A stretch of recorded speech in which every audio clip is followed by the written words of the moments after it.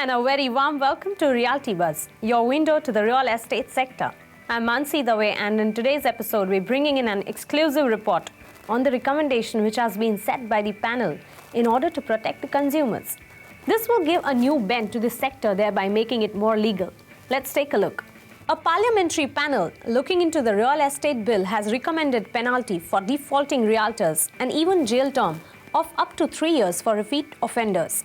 The committee has also recommended several amendments to protect consumers, including the provisions of interest payable by both allottees and the developers to the same in case of any default by any party, something that will make the transaction more equitable.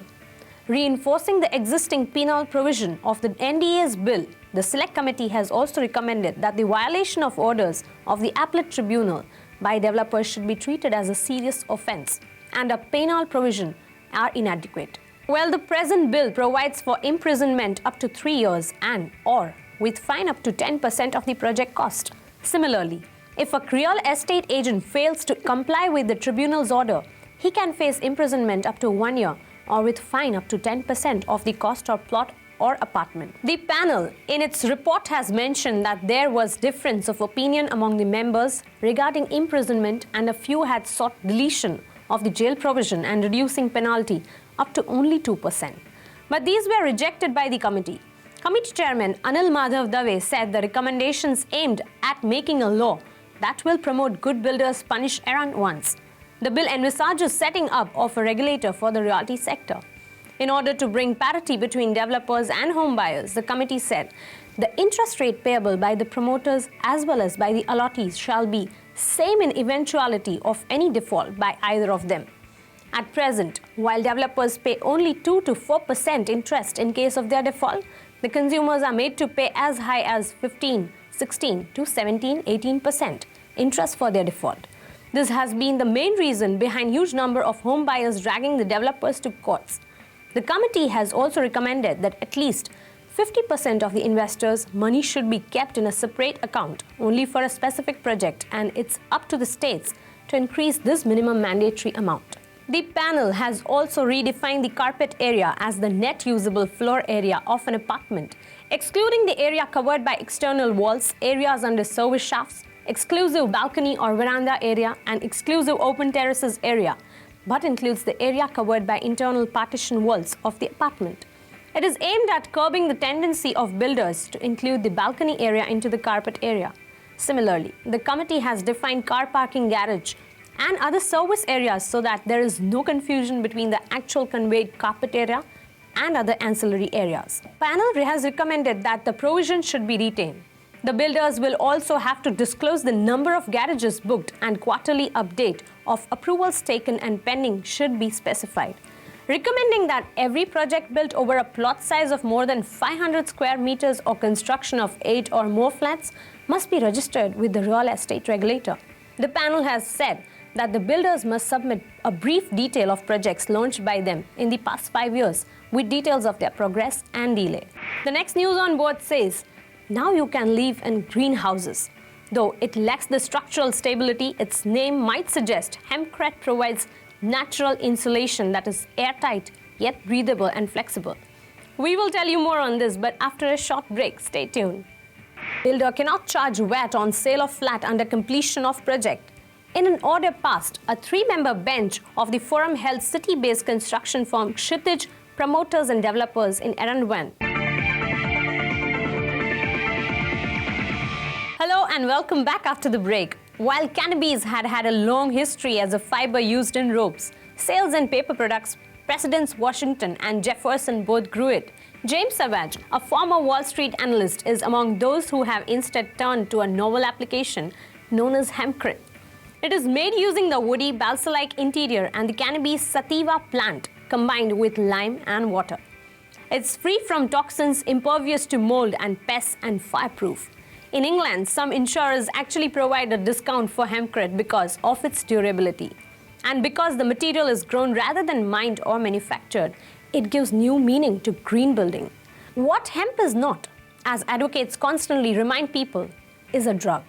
You could smoke a telephone pole's worth of it and still not get high, said Ken Anderson, who makes a hempcrete marketed as hempstone. It's like the difference between a wolf and a poodle, Savage said. Same species, totally different material and animal. The material was developed in the 1980s in France, though it has roots going back centuries.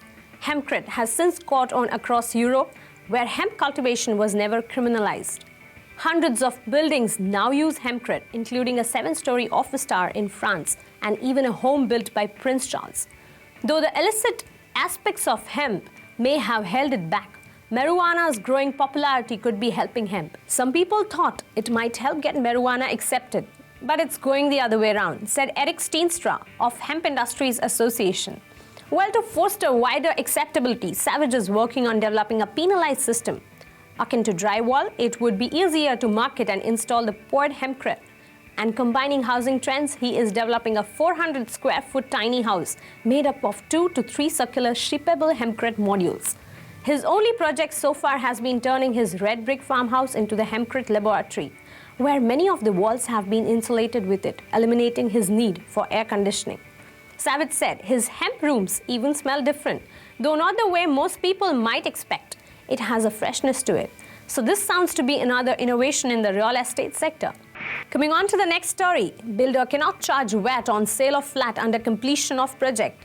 In an order passed, a 3-member bench of the forum held city-based construction firm Kshitij Promoters and Developers in Eranavan liable for deficiency in service and unfair trade practice for wrongfully collecting 1% VAT from the purchasers of a flat and not returning the same.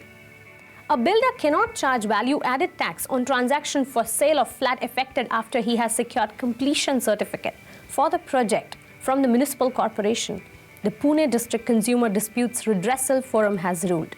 The bench, which also comprised members Mohan Patankar and Kshitija Kulkarni, directed the firm and its partners, SP Paranjpe and Vinayak D. Gokhale, to refund Rs 70,230 VAT that was collected from complainants Janice Disa and Lina Disa within 6 weeks from the date of order. The firm has also been ordered to pay Rs 20,000 compensation to the complainants towards physical and mental agony. The construction firm has secured development rights for the land at Pashan and got a building plan approved by the Pune Municipal Corporation on March 28, 2007. Post-construction of the project Crystal Gardens, the firm had secured a completion certificate from the PMC on September 27, 2010. In August to September 2012, the firm wrote to the complainants claiming that VAT was applicable to them as per the High Court order.